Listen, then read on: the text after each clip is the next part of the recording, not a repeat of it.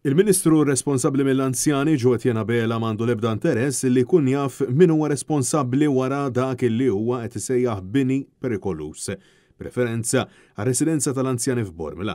Dan wara li fl-aħħar jiem informa lill-anzjani u lil qrabathom li se jkun qiegħed iwaqqa' din id-dar.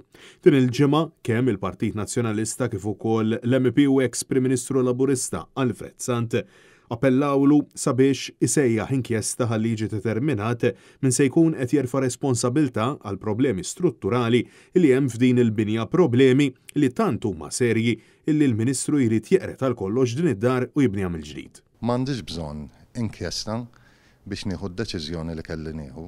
Tara minnu responsabbli? Aħna d-deċiżjoni għamilnija jiena u l-kollegi tiegħi mill-AACC għax naħsbu li inkwantu health and safety dik kienet id-deċiżjoni t-tajba.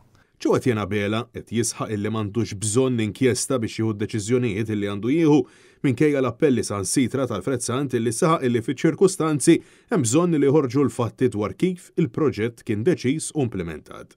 Madankollu, il-Ministru donnu ma jimpurtax xejn affattu minn dak li qed jgħidlu l-ex-mexxej Laburista. Dr. Alfred Sant, l-ex-Prim Ministru, semma l-inkjesta, napprezza il-konsern tiegħu, però jiena naħseb li ġala darba ġo din id-dar ma weġġaħat, sissa ma weġġaħat, u la ġala darba aħna għandna diġà deċiżjoni li l-residenti jiġu rilokati, inkjesta ma hemmx għalfejn. Dan il-proġett f'Bormla kien beda b'inizjattiva li ħa-Gvern Nazzjonalista lura fl-1994 fis-sit fejn kien hemm l-orfanotrofju tas-Sorijiet.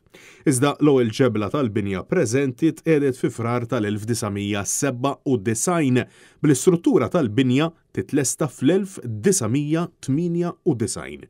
Dejjem tat-Gvern tal-Labor immexxi mill-Prim Ministru Laburista Alfred Sant.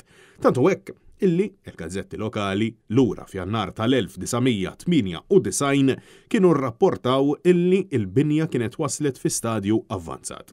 Ġewwa Bela qed jisħaq illi l-istruttura, il-bini, il-konkos huwa ħażin ta' periklu għar-residenti u l-ħaddiema, imma għal xi raġuni illi hu biss jaf ma jridx jara min huwa l-bniedem responsabbli li qiegħed ħajjet mijiet ta' nies fil-periklu. Fi kliemu stess ma jridx jinvestiga x'seħħ aktar minn 20 sen ilu taħt amministrazzjoni Laburista. Deċiżjoni li id-dar tingħalaq diġà saret, jiena m'iniex ħaninvestiga x'ġara 20 sen ilu għax dik id-deċiżjoni diġà saret hija fil-manifest elettorali tal-Partit Laburista li id-djar tal-anzjani tal-Gvern iridu jiġu refurbished. Jien qiegħed ngħix fil-preżent u nħares lejn il-futur. Mistoqsi mill-ġurnalisti preżenti jekk hux lesti li jippubblika r-rapporti li ġew qudiemu u li qalulu illi din il-binija ta' periklu u insista li se jippreżenta dawn id-dokumenti biss jekk issirlu mistoqsija parlamentari. I'm waiting for a parliamentary question to ask me to table them in parliament without a parliamentary question?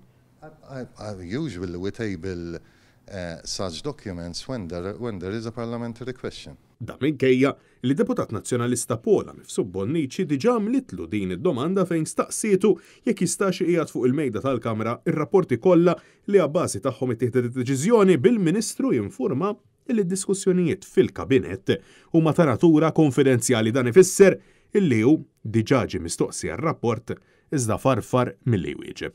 Għal-stant, f'dan l-istadju, iċ-ċittadini tal-Kottonera se jibqgħu għal perjodu twil mingħajr residenza tal-anzjani u r-residenti tad-dar se jkunu qed jinħarġu l-barra mill-Kottonera kontra il-volontà tagħhom.